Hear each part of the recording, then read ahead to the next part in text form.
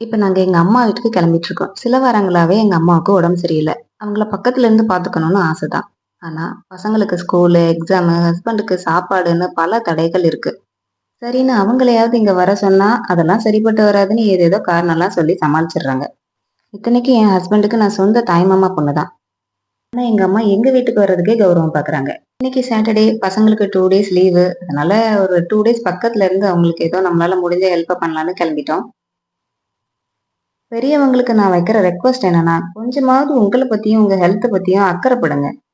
நான் பார்த்த வரைக்கும் எங்க அம்மா அதிகபட்சம் மார்னிங் சாப்பிட்டதே கிடையாது. காஃபி, டீ அப்படியே தான் அவங்க லைஃப் போயிட்டே இருந்துச்சு. நாங்க எவ்வளோ சொன்னாலும் அப்ப அவங்க எங்கள கேட்கல, எங்கள திட்ட தான் செஞ்சாங்க. உடம்ப கவனிக்காம வெறும் சொத்த மட்டும் சேர்த்துட்டு இருந்தோம்னா, நாளைக்கு அந்த சொத்த வித்து தான் உடம்ப கவனிக்க வேண்டியதா இருக்கும். ஸோ அந்த பருத்தி மூட்டை குடோன்லயே இருந்திருக்கலான்ற மாரி தான்.